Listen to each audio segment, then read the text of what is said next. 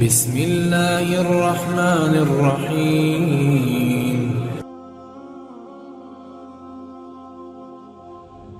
ابن عمر رضی اللہ تعالی عنہ نے فرمایا کہ رسول اللہ صلی اللہ علیہ وسلم سے ایک آدمی نے پوچھا کہ احرام باندھنے والے کو کیا پہننا چاہیے، تو آپ نے فرمایا کہ نہ قمیص پہنے، نہ پاجامہ، نہ باران کوٹ، اور نہ ایسا کپڑا جس میں زعفران لگا ہوا ہو، اور نہ ورس لگا ہوا کپڑا۔ پھر اگر کسی شخص کو جوتیاں نہ ملیں جن میں پاؤں کھلا رہتا ہو، وہ موزے کاٹ کر پہن لے تاکہ وہ ٹخنوں سے نیچے ہو جائیں۔ اور ابن ابی ذئب نے اس حدیث کو نافع سے بھی روایت کیا، انہوں نے ایسا ہی حضرت صلی اللہ علیہ وسلم سے بھی روایت کیا ہے۔ صحیح بخاری حدیث نمبر 366۔ عبید اللہ بن عبداللہ بن عتبہ نے ابو سعید خدری سے روایت کیا ہے کہ نبی کریم صلی اللہ علیہ وسلم نے سما کی طرح کپڑا بدن پر لپیٹ لینے سے منع فرمایا، اور اس سے بھی منع فرمایا کہ آدمی ایک کپڑے پر اجتباء کرے اور اس کی شرمگاہ پر علیحدہ کوئی دوسرا کپڑا نہ ہو۔ صحیح بخاری حدیث نمبر 367۔ اعرج ابو ہریرہ رضی اللہ تعالیٰ عنہ سے نقل کرتے ہیں کہ نبی کریم صلی اللہ علیہ وسلم نے دو طرح کی بیع و فروخت سے منع فرمایا، ایک تو چھونے کی بیع سے، دوسرے پھینکنے کی بیع سے، اور اشتعمال السما سے جس کا بیان اوپر گزرا، اور ایک کپڑے میں گوٹ مار کر بیٹھنے سے۔ صحیح بخاری حدیث نمبر 368۔ حمید بن عبد الرحمن بن عوف نے خبر دی کہ حضرت ابو ہریرہ رضی اللہ تعالیٰ عنہ نے فرمایا کہ اس حج کے موقع پر مجھے حضرت ابو بکر نے یوم نحر ذی الحج کی 10ویں تاریخ میں اعلان کرنے والوں کے ساتھ بھیجا تاکہ ہم منی میں اس بات کا اعلان کر دیں کہ اس سال کے بعد کوئی مشرک حج نہیں کر سکتا اور کوئی شخص ننگے ہو کر بیت اللہ کا طواف نہیں کر سکتا۔ حمید بن عبد الرحمن نے کہا، اس کے بعد رسول اللہ صلی اللہ علیہ وسلم نے حضرت علی رضی اللہ تعالی عنہ کو حضرت ابو بکر کے پیچھے بھیجا اور انہیں حکم دیا کہ وہ سورہ برت پڑھ کر سنا دیں اور اس کے مضامین کا عام اعلان کر دیں۔ ابو ہریرہ رضی اللہ تعالی عنہ فرماتے ہیں کہ حضرت علی رضی اللہ تعالی عنہ نے ہمارے ساتھ نحر کے دن منی میں 10ویں تاریخ کو یہ سنایا کہ آج کے بعد کوئی مشرک نہ حج کر سکے گا اور نہ بیت اللہ کا طواف کوئی شخص ننگے ہو کر کر سکے گا۔ صحیح بخاری حدیث نمبر 369۔ عبد الرحمن بن ابو الموالی نے محمد بن مقدر سے کہا، میں جابر بن عبداللہ انصاری کی خدمت میں حاضر ہوا، وہ ایک کپڑا اپنے بدن پر لپیٹے ہوئے نماز پڑھ رہے تھے، حالانکہ ان کی چادر الگ رکھی ہوئی تھی۔ جب آپ نماز سے فارغ ہوئے تو ہم نے کہا، اے ابو عبداللہ، آپ کی چادر رکھی ہوئی ہے اور آپ اسے اوڑھے بغیر نماز پڑھ رہے ہیں۔ انہوں نے فرمایا، میں نے چاہا کہ تم جیسے جاہل لوگ مجھے اس طرح نماز پڑھتے دیکھ لیں، میں نے بھی نبی صلی اللہ علیہ وسلم کو اسی طرح ایک کپڑے میں نماز پڑھتے دیکھا تھا۔ صحیح بخاری حدیث نمبر 370۔ عبد العزیز بن صہیب نے انس بن مالک رضی اللہ تعالی عنہ سے روایت کی کہ نبی کریم صلی اللہ علیہ وسلم غزوہ خیبر میں تشریف لے گئے، ہم نے وہاں فجر کی نماز اندھیرے ہی میں پڑھی، پھر نبی صلی اللہ علیہ وسلم سوار ہوئے اور ابو طلحہ بھی سوار ہوئے، میں ابو طلحہ کے پیچھے بیٹھا ہوا تھا۔ نبی صلی اللہ علیہ وسلم نے اپنی سواری کا رخ خیبر کی گلیوں کی طرف کر دیا، میرا گھٹنا نبی کریم صلی اللہ علیہ وسلم کی ران سے چھو جاتا تھا، پھر نبی کریم صلی اللہ علیہ وسلم نے اپنی ران سے تہبند کو ہٹایا، یہاں تک کہ میں نبی کریم صلی اللہ علیہ وسلم کی شفاف اور سفید رانوں کی سفیدی اور چمک دیکھنے لگا۔ جب آپ خیبر کی بستی میں داخل ہوئے تو آپ صلی اللہ علیہ وسلم نے فرمایا کہ اللہ اکبر، اللہ سب سے بڑا ہے، خیبر برباد ہو گیا۔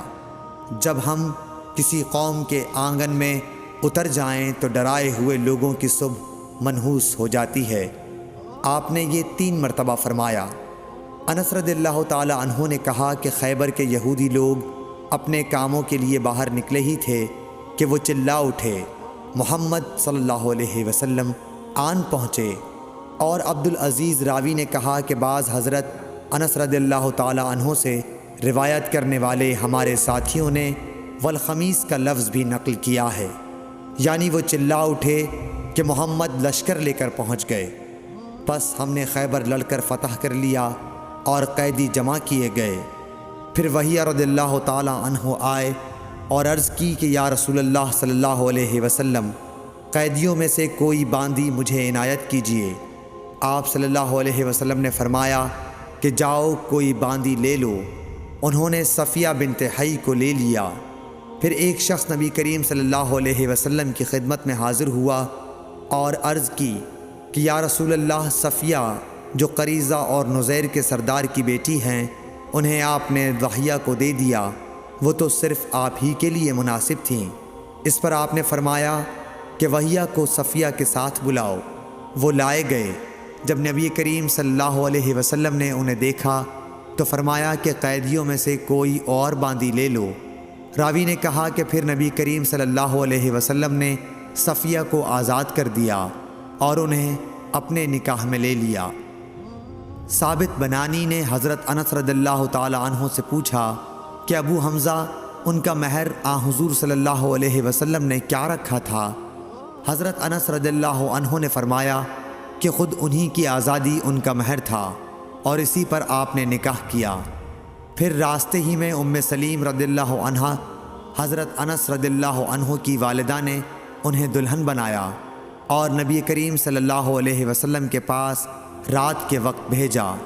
اب نبی کریم صلی اللہ علیہ وسلم دلہا تھے، اس لیے آپ نے فرمایا کہ جس کے پاس بھی کچھ کھانے کی چیز ہو تو یہاں لائے۔ آپ نے ایک چمڑے کا دسترخوان بچھایا، بعض صحابہ کھجور لائے، بعض گھی۔ عبدالعزیز نے کہا کہ میرا خیال ہے حضرت انس رضی اللہ عنہ نے ستو کا بھی ذکر کیا۔ پھر لوگوں نے ان کا حلوہ بنا لیا۔ یہ رسول اللہ صلی اللہ علیہ وسلم کا ولیمہ تھا۔ صحیح بخاری حدیث نمبر 371۔ عروہ بن زبیر نے خبر دی کہ حضرت عائشہ رضی اللہ عنہا نے فرمایا کہ نبی صلی اللہ علیہ وسلم فجر کی نماز پڑھتے اور آپ صلی اللہ علیہ وسلم کے ساتھ نماز میں کئی مسلمان عورتیں اپنی چادریں اوڑھے ہوئے شریک نماز ہوتیں، پھر اپنے گھروں کو واپس چلی جاتی تھیں۔ اس وقت انہیں کوئی پہچان نہیں سکتا تھا۔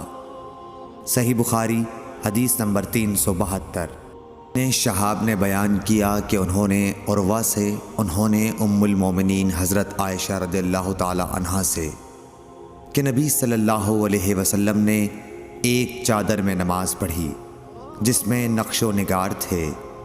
آپ صلی اللہ علیہ وسلم نے انہیں ایک مرتبہ دیکھا، پھر جب نماز سے فارغ ہوئے تو فرمایا کہ میری یہ چادر ابو جہم عامر بن حذیفہ کے پاس لے جاؤ اور ان کی انجانیہ والی چادر لے آؤ، کیونکہ اس چادر نے ابھی نماز سے مجھ کو غافل کر دیا۔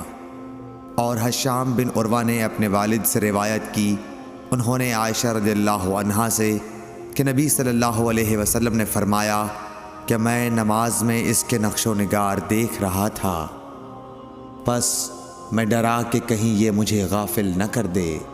صحیح بخاری حدیث نمبر 373۔ عبدالعزیز بن صہیب نے انس رضی اللہ عنہ سے نقل کیا کہ حضرت عائشہ رضی اللہ عنہ کے پاس ایک رنگین باریک پردہ تھا جسے انہوں نے اپنے گھر کے ایک طرف پردے کے لیے لٹکا دیا تھا۔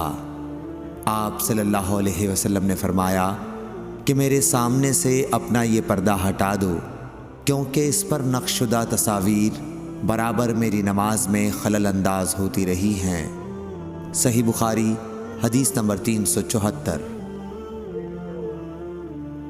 عقبہ بن عامر نے کہا کہ نبی کریم صلی اللہ علیہ وسلم کو ایک ریشم کی قبا تحفے میں دی گئی، اسے آپ نے پہنا اور نماز پڑھی، لیکن آپ جب نماز سے فارغ ہوئے تو بڑی تیزی کے ساتھ اسے اتار دیا۔ گویا آپ اسے پہن کر ناگواری محسوس کر رہے تھے۔ پھر آپ نے فرمایا یہ پرہیزگاروں کے لائق نہیں ہے۔ صحیح بخاری حدیث نمبر 375۔